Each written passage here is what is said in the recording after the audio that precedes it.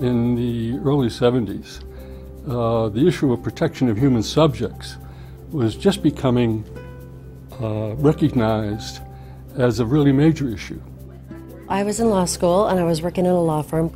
So their clients, the medical schools and the teaching hospitals, were very worried about staying on top of what was increasingly a large number of federal regulations, state regulations, and even local regulations. My first primer meeting was in 1978.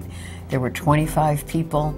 We thought it was a huge number. It was originally just small dinner groups where they would discuss issues, and then they decided, gee, if we're struggling, I suspect our colleagues in other parts of the country are struggling as well. Why don't we have a conference? When I first started coming to Primer, it was 1979, and at that point, there was no such thing as a professional research administrator. We have really been mission-driven, met the needs of our colleagues who were growing in this field. The field has grown with us.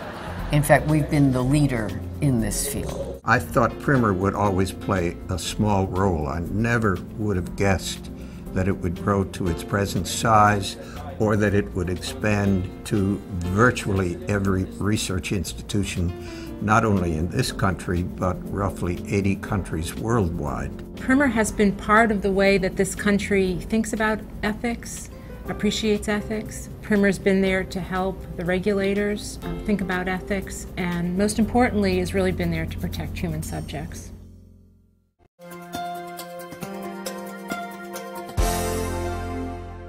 As we now settle into the 21st century and we're thinking about the new scientific challenges ahead and how to bring in a whole diverse culture of people, not only in the United States, but around the world, into conducting ethical research, building better science. And Primer has fostered that kind of environment that is purposeful about bringing young people along, so that for some of us who are mid or approaching late career can now look back and say, it's my turn to reach down and bring on the next generation of professionals who will continue this work.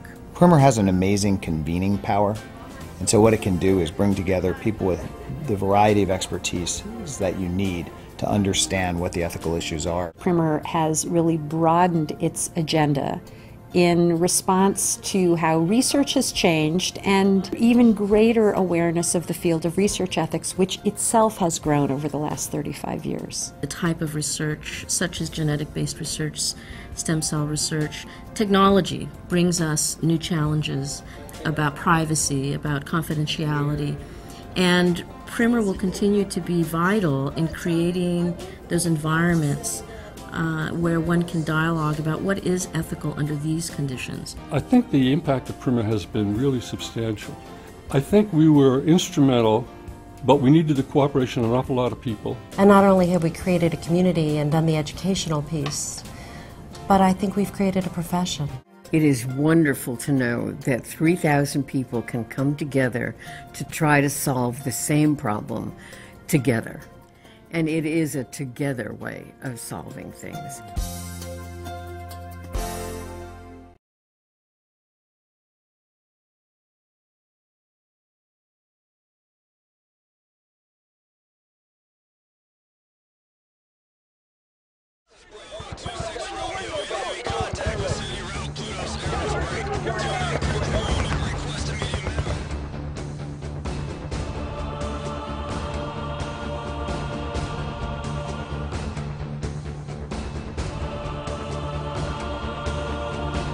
It's the opportunity to be able to make a difference every day.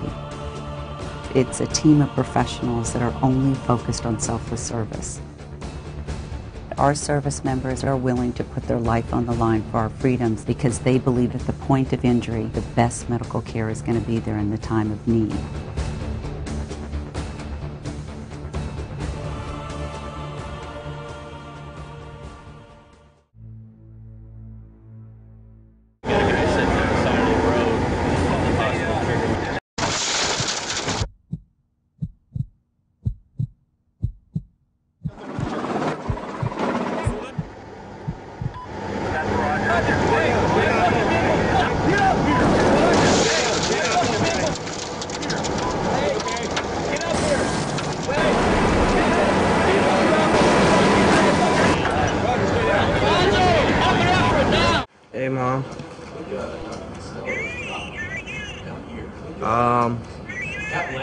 I'm in the hospital.